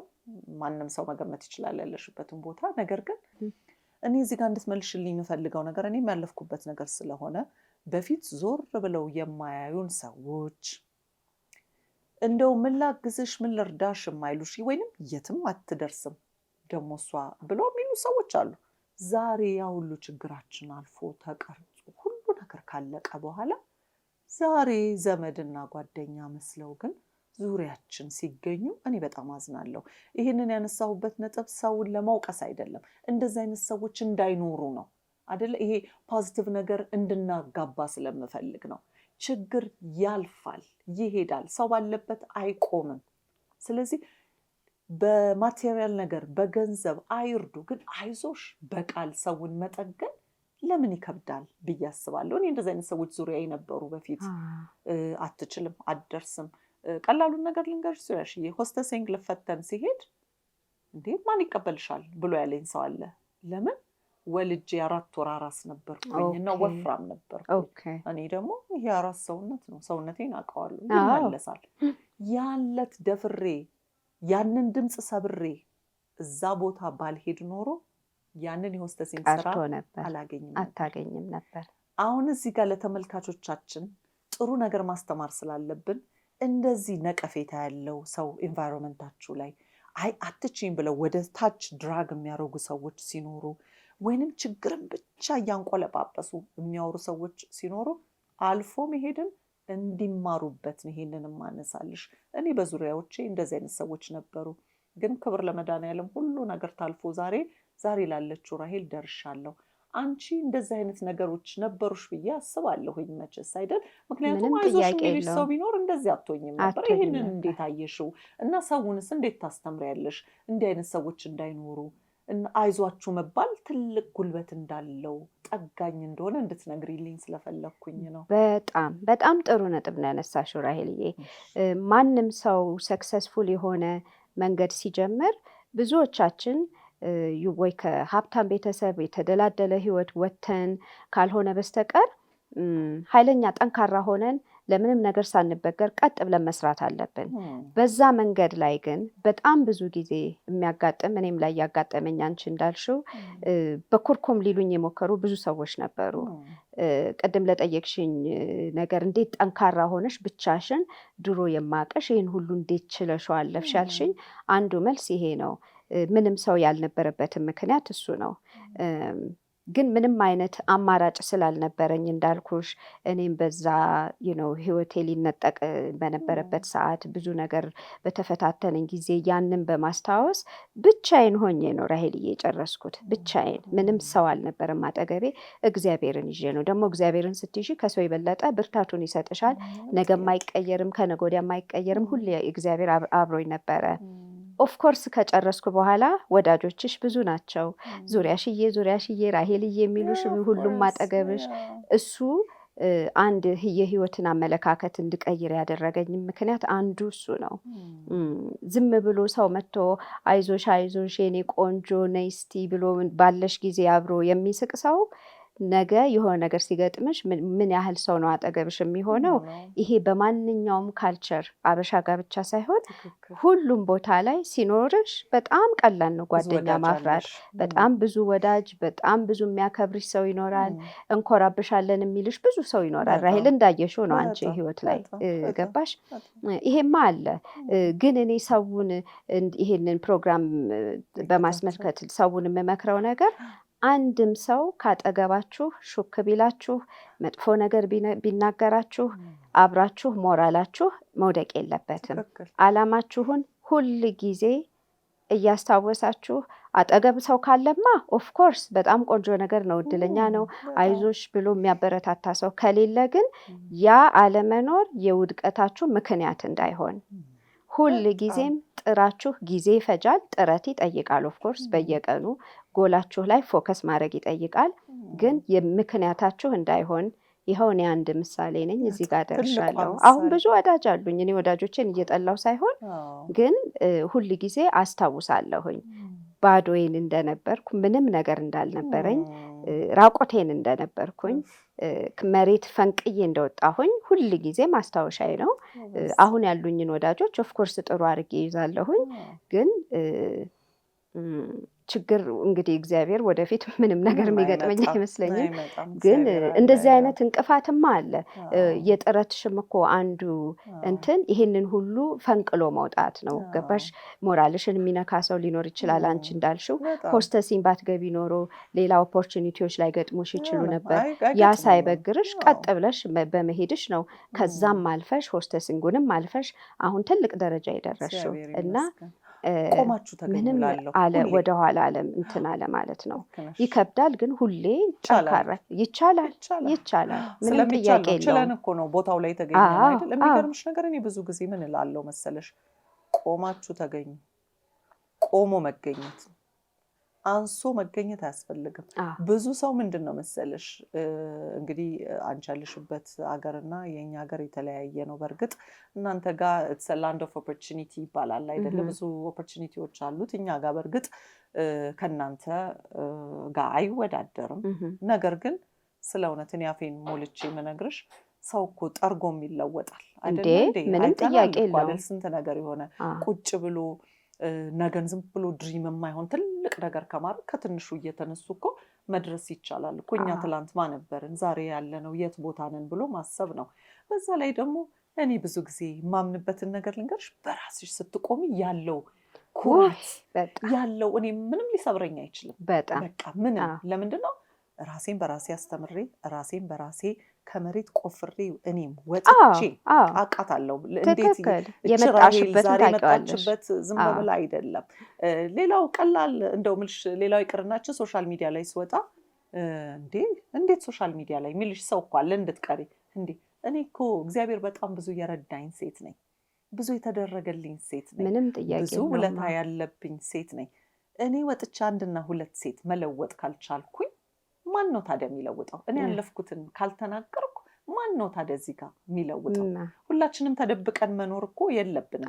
ዛሬ አንቺ እዚህ ቦታ ላይ ስትመጪ እንደቀላል እኮ አላየሁትም። በጣም ትልቅ ነገር ነው። ሰው የኋላውን አንስቶ እንዲህ ነበርኩ እኮ ዛሬ ለዚህ ደርሻለሁ ብሎ ለሰው ልጅ ጉልበት ሲሆን ማየትን የመሰለ ምንም ነገር የለም። በጣም በጣም አድርጌ ነው ማደንቅሽ። በቃ ይሄ ነገር ሳይበግርሽ ዛሬ ያለሽበት ቦታ እኮ ይሄን ቁጭ ብሎ የሚያዋራ አይደለም። ምን ያውቀዋለሁ ስለማውቀው ነው ይሄንን የምለው። ምናልባት ተመልካቾቻችን እንዲጠቅልል አድርገን ብዙ ዙሪያሽን ስላልገለጽናት ነው እዚህ ጋር። ነገር ግን ይሄ ሁሉ ነገሮችን አልፈን ይሄ ቁጭ ብለን ዛሬ ከሰዎች እኩል ሆነን የምናወራበት ወይንም ደግሞ ብዙ ሰው ምን ለውጥበት ቦታ ላይ ነን እኮ ያለነው እኔና አንቺ ልንኮራ ይገባል። ያው በራሳችን ማንም ሰው ሳይቆም እንዳልኩሽ ብዙ ሴቶች ራሳቸውን ችለው የተለያዩ ቦታዎች ሲደርሱ እኔ በእርግጥ እዚህ ዘመናዊ ሾው ላይ አንቺም እንደምትከታተዩ ወደፊት በጣም ብዙ ፕሮግራሞች አሉን ራሳቸውን የሚያቆሙ ከትንሽ ተነስተው እንደዚህ ይወጡ ብዙ ስራዎች የሚሰሩ አንቱ የተባሉ ቦታ ላይ የደረሱ ለሰው ሞራልና እንትን የሚሆኑ በቃ ጉልበት እንዲሆኑ ምላቸውን ሴቶች አቀርባለሁ። እንዲሁም ወንዶች ደግሞ መጥተው እንዲህ ጉልበት ይሆኑናል አሉ። በጣም ቀና ደግሞ እንደዚህ እንዳልኩሽ ሴትን የሚገልጽበት አንደበታቸው የሚጣፍጥ ወንዶች አሉ። እንድንበረታ ሴቶችን እንድንቆም የሚያደርጉን ማለት ነው። እና የዚህ ፕሮግራም ዓላማ ይሄ ነው። ዘመናዊ ሾው ተብሎ ተሰየመ። ነገር ግን በዘመናዊነት ይሄ እኮ ነው ዘመናዊነት መለወጥ ነው። ዘመናዊነት ውበት ብቻ አይደለም። ዘመናዊነት ማለት ራስን ጠብቆ ራሱን አቁሞ ሌላም ሰዎችን ማቆም ነው። ዘመናዊነት በአንድ ቃል የሚገለጽ አይደለም። ብዙ ነገር አለው ውስጡ አይደለ? እና እንደናንተ አይነት ሴቶች በማወቄ እኔ ራሴ በእውነት ነው የምልሽ ሁሌ በየቀኑ ኢንተርቪው ማድረጋቸውን እንደዚህ ሳይ ካንቺ ይዤ የሚሄደው በጣም ብዙ ጥንካሬዎች አሉ። እኔ በጣም ብዙ አሉ፣ ተመልካቾች ደግሞ እጅግ በጣም ብዙ ማለት ነው። እና ዙሪያሽዬ በጣም ነው መቼስ ማመሰግንሽ። የኔና አንቺ ጨዋታ እንደዚህ የስንት ዓመት ታሪክ በዚህ የሚያልቅ አይደለም። አሁን በሕክምና ሙያ ውስጥ ነሽ እና እንዳልሽን እንደው ሙያውንም በጣም እንደምትወጂው ነግረሽኛል። ልክ እንዳንቺ ተቸግረው ኢትዮጵያኖች አሜሪካን ሀገር መጥተው ስታገኚ እንደው ሄደሽ ትምህርት ቤትም እዛ ሃዋርድ ዩኒቨርሲቲ አርገሻል አይደል? እንደው ምን ስትነግሪያቸው ያምኑሻል ወይ? ብዙ ሰው ከትንሽ እንዲህ ተነስቼ ምናምን ስትዩ አይ ምናምን ብሎ አይመስለውም አይደለ? እንደው እንደዚህ አይነት ሰዎች ገጥመውሽ እንደው የለወጥሻቸው ሰዎች ይኖሩ ይሆን? እውነት ለመናገር ራሄል እያሏሽሽም የኔን ያህል ስትራግል ያደረገ ሰው አላጋጠመኝም ሶፋር። ግን አንድ በግልጽ ሆኜ የምነግርሽ ነገር የመጣሁበትን ነገር በኩራት ነው የምናገረው ለሁሉ ሰው፣ ለጠየቀኝ ላልጠየቀኝ። እኔ እኮ መኪና ውስጥ ተኛ ነበር እያልኩኝ ሁሉን ነገር ልክ ትላንት እንዳጫወትኩሽ ሳታስቢው እንደወረወርኩብሽ አውቃለሁ። ይሄንን እንዴ ብለሽ ነው ደንግጠሽ የቀረሽው። እና በኩራት እንትን እላለሁ። ግን ጥረት ካለ መድረስ ከምንደርስበት ዓላማ መድረስ እንደምንችል ያበረታታሁትና የጨረሱ ልጆች አውቃለሁኝ ፐርሰናሊ። ግን የኔን ያህል ምንም አይነት ሰፖርት ሳይኖረው ለብቻው ሆኖ አስቢው 24 ሰዓት ነው በአንድ ቀን ያለው፣ ሌሊትም ቀንም ራሴን በራሴ ብቻ አይዞሽ እያልኩኝ ያው እግዚአብሔር ብርታቱን እየሰጠኝ ማለት ነው። እንደዛ አይነት ሰው አላጋጠመኝም ራሄል። ሊኖር ይችላል፣ ኦፍኮርስ ይኖራል። በጣም ብዙ ከዚህ የባሰም ነገር ያለፈ ሰው ሊኖር እንደሚችል ነው። ብዙ አይነት ባዮግራፊ መጽሐፎች አንብቤያለሁ። ብዙ አይነት ግን ፐርሰናሊ አግኝቼው እንደዛ ያለፈ ሰው አላጋጠመኝም። ግን ካለ ይቻላል፣ በጣም ይቻላል። ምንም ጥያቄ የለውም፣ ይቻላል። እሺ የተከበራችሁ ውድ የዘመናዊ ሾው ተከታታዮቻችን የምትነግረኝ ነገር በጣም እየተገረምኩኝ፣ ምክንያቱም ያው በፊት የምታውቁት ሰው ምን አይነት ሁኔታ ላይ የነበረ ሰው ስታውቁና አሁን በዚህ ብርታት ላይ ስታዩት በጣም ነው የሚገርመው። እና ብዙ ነገር ከዚህ እንደተማራችሁ አስባለሁ። ብዙ እህቶችም እንደምትቆሙ እንዲሁም ወንድሞች አስባለሁ። እዚህ ላይ ግን ወላጆችም ልጆቻችሁን ስታሳድጉ ዙሪያ በቃ እድለኞች እንደሆናችሁ መቁጠር አለባችሁ። አንዳንድ ጊዜ እንደ ግራንትድ እንወስዳለን ወላጆቻችንን፣ እህት ወንድሞቻችን፣ ዘመዶቻችንን እንደዚህ በቃ ምንም እንዳልሆነ አድርገን የምንቆጥረዋለን። ምን ያህል እንግዲህ የአንቺ ታሪክ አስተማሪ እንደሆነ እያየነው ነው እና ያለ ነው። እንደው በዚሁ አጋጣሚ ዙሪያሽን ወደፊት እንዴት እንጠብቅ? ጥንካሬሽን እያየሁት ነው። እቺ በዚህ ትቀጥላለች ብቻ ብዬ አላስብም። ትልቅ ከዚህ በላይ ይጠብቃለሁ። ስለ እውነት ምንም ደግሞ አልጠራጠርም። ምክንያቱም እኔም ብትጠይቅኝ የዛሬ 10 ዓመት ራሄልን ስላታለሁ፣ ስለ እውነት ስላታለሁኝ። እግዚአብሔር ጤናና እድሜ ከሰጠኝ ልጄም እንዳልኩሽ ሜድስኩሉን ከጨረሰ ኢትዮጵያ ውስጥ ትልቅ ነገር ለመስራት በሆስፒታልም ደረጃ ልጄ መጥቶልኝ ይሄ ቁጭቴን የሕክምናን ቁጭት መወጣት የምፈልግ ሴት ነኝ እኔ። ምክንያቱም ሜዲካል ቱሪዝም ውስጥ አለው። ወደ ባንኮክ ታይላንድ በሽተኞችን ህመምተኞችን እልካለሁኝ። ብዙ የሚያናድዱን ነገሮች በመሀል እናያለን። ወይኔ አገራችን እኮ ቢሆን ኖሮ የሁላ ሰው ይድንልን ነበረ። ምክንያቱም እዛ መሄድ እያቃተው የመሳሪያ እጥረትም እየገጠመን በጣም ብዙ ሰዎች መዳን የሚችሉ ሰዎች በቃ ሲሞቱብን ከምሬን ነው የምልሽ ልቤ ነው የሚያዝ ነው። አንዳንድ ጊዜ ደግሞ እኔ ኦፊስ ሲመጡ እንደዚህ መሄድ ፈልጌ ነበር፣ እስቲ እንደው ስንት ይሆን የሕክምናው ብር እዚህ ሀገር አይሰራም ብለው ተልኮ ብሩ ሲመጣ እያዩት ሞትን ፊት ለፊታቸው የሚጋፈጡ ሰዎች አያለሁ። እኔ ሙያዬ ስላልሆነ ፊት ለፊታቸው አለቅሳለሁ። ነግሬሻለሁ ትላንትና ሙያው ያልሆነን ነገር መስራት በጣም ክፉ ነገር እንደሆነ አየሁኝ። ምክንያቱም እኔ አለቅሳለሁ ቀድሜያቸው፣ ይሄ ደግሞ ስሜታቸውን ይጎዳል። እኔ ግን ስሜታዊ ያደርገኛል። ምን መሰለሽ ቁጭት አለብኝ። እንዲህ ለምንድን ነው እኛ ሀገር እንደዚህ ያለው ነው? ለምንድን ነው መስራት ያልቻልነው? ይሄ ሰውዬ እያየ ነው ሊሞት ነው። ምክንያቱም የተጠየቀው ብር ብዙ ነው። አገራችን ላይ ቢሆን ኖሮ ይሄ ያህል ብር አይወጣም ብዬ አስባለሁ። እና እስቲ እንደው ወደፊት እንደው አላማ አለሽ? እኔ አሁን ልጄን በጣም ነው ማስገድደው። በቃ እንደዚህ መተህ የተወሰነ ማገልገል አለብህ እላለሁ። እንደው ቮለንቲር ስራዎችም ላይ ምክንያቱም እኔ አሁን ከባንኮክ ማስመጣቸው ሐኪሞች አሉ። በአመትም በ2 አመትም እየመጡ ነፃ አገልግሎት እንደዚህ የሚሰጡ ሐኪሞች እናስመጣለን። አንዳንዴ ደግሞ በጣም ሲቸገሩ እንዳልኩሽ ኮል ሴንተር ስለነበረኝ በጣም ብዙ ነገር አሳልፌያለሁ። ዙሪያሽዬ በጣም ብዙ ኢትዮጵያ ውስጥ ብዙ ችግሮች አሉ። ሄደው ለሐኪም ሁላ መናገር የሚፈሩትን ችግር በስልክ ተሳቀው የሚያወሩ ነውር የሚመስላቸው ይህንን በሽታ ራሳቸው ያመጡት እስኪመስላቸው ወይንም ደግሞ እርግማን ሁላ የሚመስለው ሰው አለና በስልክ ግን ትንሽ ስለማትተያይ እንደዚህ አድርገው የሚሰሩ ሰዎች አሉና እኔ በመጀመሪያ እንደ ጓደኛዬም ስለሆንሽ እንደ ወደፊትም እንዲህም አይነት አላማ ስላለኝ እንደው ስትመጪ እንደዚህ ቮለንቲርም ስራዎች ይኖራሉ። እንኳን አንቺ ኢትዮጵያዊት እህቴ ሌሎችንም እያመጣን እኮ እያሰራን ነው አይደለ? ቮለንቲር እየሰጡ ነው። እንደው እስቲ የወደፊቷን ኢትዮጵያ ወደፊት በሕክምና ምን አይነት ደረጃ ላይ ትደርሳለች ብለሽ ታስቢያለሽ ወይንም ዊሽ ታረጊላታለሽ? እኔ በቃ ህልሜ ነው ሁሌ በቃ ልጄ ደርሶልኝ የሆነ ነገር ኢትዮጵያ ውስጥ ለውጦልኝ ስለ እውነት ሕክምና ላይ ሌላ ላይ ምንም አልመኝም። እኔ ብር አልመኝለትም።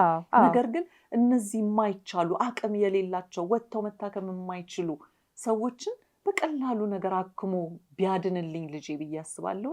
እስቲ እንደው የሕክምና ቁጭትሽ ያ አባትሽ ያለፈብሽ ምንም ነገር ሳይታወቅ እስካሁን ጭንቅላትሽ በልጅነት ጭንቅላትሽ አንዳንድ ትሮማ አይለቅም። እኔ ብዙ ትሮማዎች አሉኝ።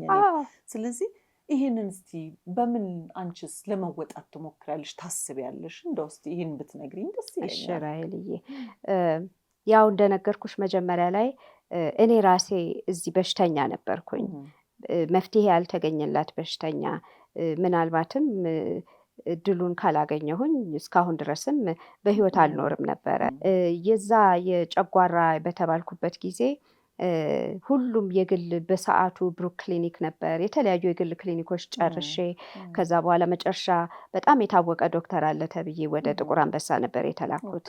ጥቁር አንበሳ መጀመሪያ አይተውኝ መቆም ራሱ አልችልም ነበር ከመክሳቴ የተነሳ ኤነርጂ አልነበረኝም ምግብ ስለማልበላ እና መጀመሪያ በጣም የሚገርመኝ አሁን ሳስበው HIV ቼክ ትደረግ ነው የተባልኩት። በዛ ወቅት ደግሞ በጣም ስለነበረ ረጅም እና ማስታወቂያው ምኑ ስለነበር የከሳ ሰው ስለነበር ትክክል። እና 1 ወር ነበረ የፈጀው። እንደ አሁኑ ጊዜ ቶሎ HIV ቼክ ተደርገሽ እኔ HIV እንደሌለኝ አውቃለሁኝ። ምክንያቱም ከዛ በፊት ለብዙ ወራት ከ6 ወር በላይ በጣም ታመሜ ተኝቼ ነበረ። ቼክ አደርግ ነበረ። ግን እነሱ መጀመሪያ ሩል አውት ማድረግ የፈለጉት HIV ነው። ምንም ችግር የለውም፣ HIVንም ሩል ማድረግ አለብሽ። ያው አንድ አዲስ ዶክተር ሲያገኝሽ የተለያዩ ነገሮች ቼክ ማድረግ አለበት። ግን በሰዓቱ HIV ቼክ ለመደረግ ደምሽን ወስደው 30 ቀን ነበር የሚፈጀው። 30 ቀን ውስጥ እኮ እኔ መሞት እችል ነበር። ሪዛልቱ 30 ቀን ነበር የሚፈጀው። እኔ ከዛ 30 ቀን እንግዲህ አስቢኝ፣ ምንም ኤነርጂ የለኝም፣ ምግብ መብላት አልችልም። በግድ ነው 30 ቀኑን ሞልቼ የሄድኩት። ስመለስ ዶክተሬን HIV ሩል አውት ከተደረገ በኋላ ኔጌቲቭ ነሽ ከተባልኩ በኋላ ስቲል ችግር አልተገኘልኝም። ጨጓራ ተብሎ ነው ኮንክሉድ የተደረግኩት። ኤንዶስኮፒ አልተደረግኩም። በአፍ በኩል የሚገባ ካሜራ ገብቶ ጨጓራዬን ሳያዩ ነው ጨጓራሽ ነው የተባልኩት። ስቲል ትክክለኛ የሆነ ዳያግኖሲስ አይደለም የተሰጠኝ። እኔ በዛ እያንዳንዷን ቀን ተቸግሬ ሌሊት ቀን ሳልተኛ መራመድ ሁሉ አቀቶኝ ማለት ነው። ኤነርጂ ሳይኖረኝ በዛ ትልቅ ፕሮሰስ በማልፍበት ጊዜ እርግጠኛ ነኝ አንድ ሰው በዚህ ፕሮሰስ እያለፈ ሊሆን ይችላል ዛሬ እዚህ ሀገር አይኖ ብዙ ቆንጆ ቆንጆ የተሻሻሉ የሕክምና ተቋማት እንዳሉ አውቃለሁ። ግን ስንት ሰው ነው እዛ ቦታ ውስጥ ገብቶ አፎርድ አድርጎ መታከም የሚችለው? ሰዎች ነን። ገንዘብም ኖረን አልኖረን የጤና ነገር ከገንዘብ ጋር የሚገናኝ ነገር አይደለም። አፎርድ ካደረግሽው ትታከሚያለሽ፣ ካላደረግሽው መልሱ መሞት አለብሽ እንዴ? ሰው እኮ ነሽ አንቺም፣ ጎል አለሽ። አንቺም ለእናትና አባትሽ ልጅ ነሽ እኮ። ይሄ የገንዘብና የኢኮኖሚ የሚጠይቅ ነገር ሳይሆን ማንም ሰው መብቱ መሆን አለበት መታከም።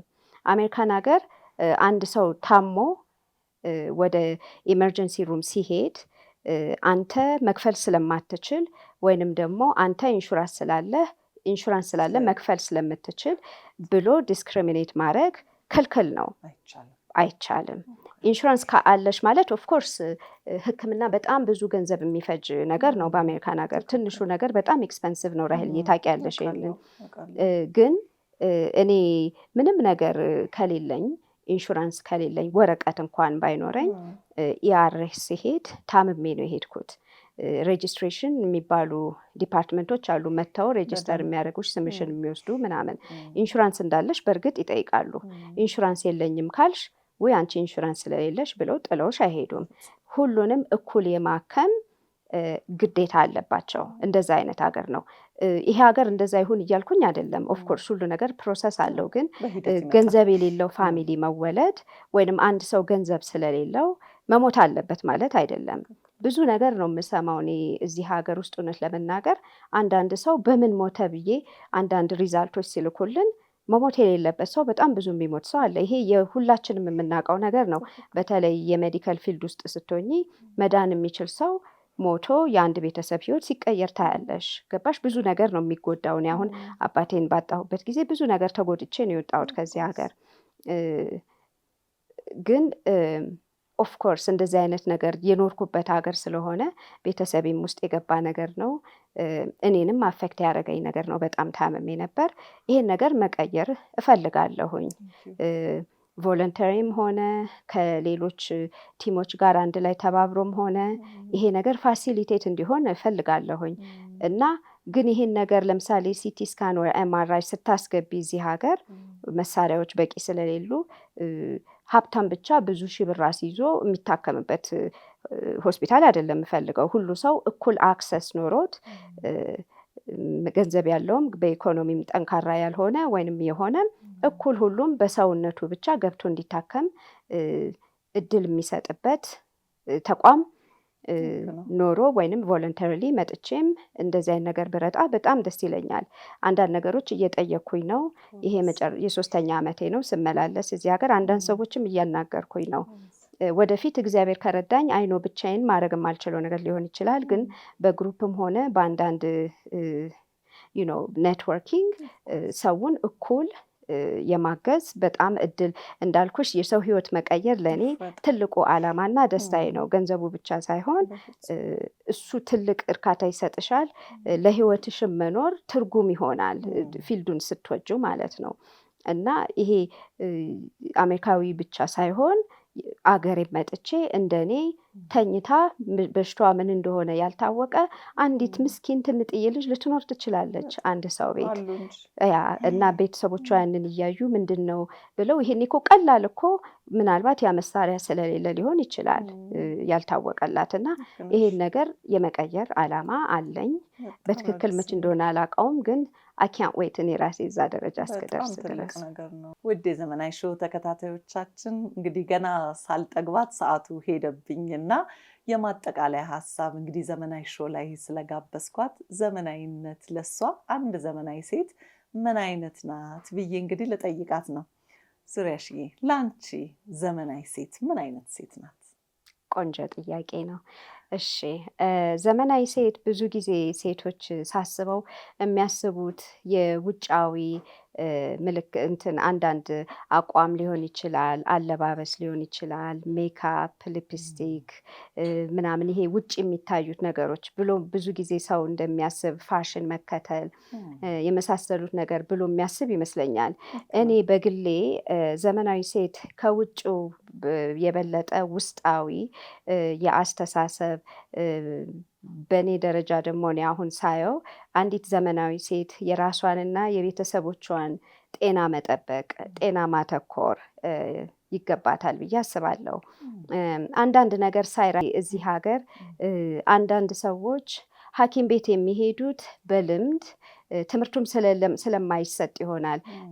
እዚህ ሀገር ላይ ፕሪቨንቲቭ ኬር የለም። ሰው ከታመመ በኋላ ነው ነገሩ ከደረሰ በኋላ ነው ሐኪም ቤት የሚሄዱት ወይ ደግሞ እሱንም ታመው ብዙ ቆይቶም ሊሆን ይችላል መጨረሻ ደረጃ ሲደርሱ ነው ሐኪም ቤት የሚሄዱት። ለእኔ ዘመናዊ ሴት ማለት ራሷን ጠብቃ ሰውነቷን ጠብቃ የቤተሰቦቿንም ጤና ጠብቃ አትሊስት በአመት አንዴ የደም ምርመራ ፕራይመሪ ኬር ፊዚሽን ፕሪቨንቲቭ ኬር የምንለው ማለት ነው ብላድ ወርክ አድርጋ ለምሳሌ ኮሌስትሮል፣ ቫይታሚኖች፣ ኤሌክትሮላይቶች ለምሳሌ ፖታሲየም ምናምን የምንላቸው ነገሮች አሉ። እሱን በትክክል ጥሩ መሆኑን አረጋግጦ ይሄ ሐኪም ቤት 30 ደቂቃ የሚፈጅ ነገር ነው። ሆስፒታል አይደለም መሄድ ያለብሽ። ፕራይመሪ ኬር የፋሚሊ ዶክተር ጋር ሄደሽ ቼክ አድርገሽ ያለሽበትን መከታተል ማለት ነው። በአመት አንዴ ነው የሚጠይቀው። ያንን ከተከታተልሽ ወደፊት የመታመምን ትንሽ ይቀንሳል። ግን ምን እንደሆነ የደም ምርመራ ሳታደርጊ የሆነ ነገር ካለቀ በኋላ ስትሄጂ ሐኪም ቤት ይሄ ነገር አለብሽ ምናምን ስትባይ ከባድ ነው። ሕክምናው አንዳንዴ መታከም የማይችል ደረጃ ልትደርሺ ትችያለሽ። በሕክምና ውስጥ ደግሞ አንዳንዴ ሰውን አንደርስታንድ እንዲያደርግ የምፈልገው ነገር ከተወሰነ አመት በኋላ ለምሳሌ ከ40 አመት በኋላ ኮሎኖስኮፒ የሚባል ፕሪቨንቲቭ ኬር አለ። የኮለን ካንሰርን እንትን ለመከላከል የሚደረግ ያ ሰው ታሞ አይደለም መሄድ ያለበት። ኮለን ካንሰር ቼክ ለመደረግ ኮሎኖስኮፒ ማድረግ አለበት። የጡት ካንሰርን ፕሪቨንት ለማድረግ እንደዚህ አይነት ነገር ምርመራዎች መደረግ አለበት። ይሄ ነው ዘመናዊነት። ማንበብ የግድ ሜዲካል ፊልድ ውስጥ መኖር የለበትም። ጥያቄ ካለ አንድ ዶክተር ይዞ ምንድን ነው ማድረግ ያለብኝ ብሎ መጠየቅ። ሰዎች እኮ አሉ፣ የተማሩ ሰዎች አሉ፣ ግን እንዴት እንደምንጠቀማቸው ነው ማወቅ ያለብን። እና ይሄ ዘመናዊ ሴት የራሷንና የቤተሰቦቿን ጤና መጠበቅ ላይ ማተኮር ያለባት ሴት ለእኔ ዘመናዊ ሴት ትመስለኛለች። ትልቅ ፖይንት ነው። ትክክል። አንድ ዘመናዊ ሴት መገለጫ በጣም ብዙ ቢሆንም ይሄ የጤና ጉዳይ ግን መሰረታዊ የሚሆነ ነገር ይመስለኛል። በጣም ጥሩ ነው። ዙሪያሽዬ ምን እንደሆነ ታውቂያለሽ? በተለያዩ እንግዶች ስጋብዝ ዘመናዊ ሴትን የሚገልጹበት መንገድ በጣም ይገርመኛል። ሁሉም በፊልዱ ዘመናዊነትን አሁን አንቺ ያነሳሽው ነጥብ ትልቅ ነጥብ ነው። በጣም ደስ ይላል። ዘመናዊ ሴትን የገለጽሽበት መንገድ የህይወት መንገዶችሽን ውጣ ውረዶችሽን እንደው ስንቱን ልጥቀሰው ያወራሽልኝ ነገር ለተመልካቾች የገለጽሽበት መንገድ ግልጽ አርገሽ በሐኪም ደረጃ ሳይሆን ነገሮችን ግልጽ አርገሽ ነው ያብራራሽልኝ። አሁንም በጣም ነው ደስ ያለኝ። ዙሪያሽዬ እንግዳ የሆነሽ እንግዲህ ዛሬ ከብዙ አመታት በኋላ የልብ ወዳጄን የልጅነት ጓደኛዬን እዚህ ትልቅ ቦታ ደረጃ ላይ ደርሳ በማየቴ እንግዲህ በጣም ተደስቻለሁ። እንግዳዬም ስለሆንሽ በጣም አድርጌ አመሰግናለሁ። እንግዲህ ወደፊት ምንም አማራጭም የለሽም፣ እናመጣሻለን። ኢትዮጵያ መጥተሽ ደግሞ ብዙ ሰዎችን እንደምትረጅልን ምንም አልጠራጠር፣ መጠየቅም አያስፈልገኝም። እንዳልኩሽ የሆነ ቲም እንሰራለን። ያው ልጄም እየደረሰ ነው፣ ብዙ ኔትወርኪንግ አለ። እንግዲህ ሳይማር ያስተማረንን ይሄን ህዝብ መርዳት አለብን ሁላችንም ባለን አቅም ብዬ አስባለሁኝ። ለዚህም ፈቃደኛ ስለሆንሽ በጣም አመሰግናለሁ። እኔም በተቻለኝ አቅም የተለያየ እንግዲህ አገርሽ እዚህ ቢሆንም እንግዲህ ትውልድ አገርሽ በኔትወርኪንጉም በምኑም እኔ ደግሞ እዚህ ያለሁኝ እና አዘ ቢዝነስ ውመንም ብዙ ስራዎችም ስለምሰራ ይህንን እኔም ቃል ገባልሻለሁ በምትመጪ ሰዓት ነገሮችን ማመቻቸት ላይ የምትፈልጊያቸውን ነገሮች እንግዲህ በማድረግ እኔ ደግሞ አለሁሽ እዚህ በጣም አመሰግናለሁ ራሄል። እንግዲህ ማረፊያሽ እንደሆን እህትሽ እንደሆን ጓደኛሽ እንደሆን የልብ እንግዲህ ሚስጥረኛሽ እንደሆን ሁሉን ነገር እንድንሆን እንደ ልጅነታችን ያ በዛ በሌለን ጊዜ አምጪ አምጪ ተብለን ባለፍንበት ጊዜ ያ ነገር ይናፍቀኛል ዛሬም እና ዛሬም አለሁልሽ ኢትዮጵያ ስትመጪ ለማለት በጣም አመሰግናለሁ ራሄልዬ። ትልቅ ነገር ነው። በጣም አመሰግንሻለሁ። እኔም በጣም አርጌ አከብርሻለሁ። እንግዳይ ስለሆንሽ በጣም እንግዲህ ኮርቼብሻለሁ። አሜን። ቴንክ ዩ። ውድ የዘመናዊ ሾው ተከታታዮቻችን ዛሬ እንደዚህ ልቤን ሙልት የምታደርግልኝ የልጅነት ጓደኛዬን እንደው ከነ ታይትሏም እንዳልጠራ ተነፍጌ ዙሪያሽዬ እያልኩኝ ሙሉም ስሟን ሳልጠራ ግድ የለም እኔና አንቺ የሚያምርብን እንዲህ ነው ብላ ስላለችኝ እንግዲህ በዚህ አጋጣሚ ይቅርታ እየጠየቅኩኝ ብዙ ነገር እንደተማራችሁ አልጠራጠርም። ብዙ እህቶች እንዲያዩት፣ ብዙ የወደቁ ሰዎች፣ ብዙ ወንድሞች እንዲያዩት፣ ቤተሰብ ተሰብስቦ ይህንን ሾው ቢያዩ በጣም ደስተኛ ነኝ። ምክንያቱም ብዙ ሰው ይማርበታል ብዬ አስባለሁኝ። ማንም ሰው ወድቆ የሚቀር እንደሌለ በዚች በጎበዟ እና በጠንካራዋ ጓደኛዬ ተምሬያለሁ። እኔ እንኳን ራሴ ካለምንም ረዳት ለዚህ ደርሳ ብዙ እህቶችና ወንድሞችን እንደዚህ አርጋ ስላስተማረችልን በጣም እንደተጠቀማችሁበት አልጠራጠርም።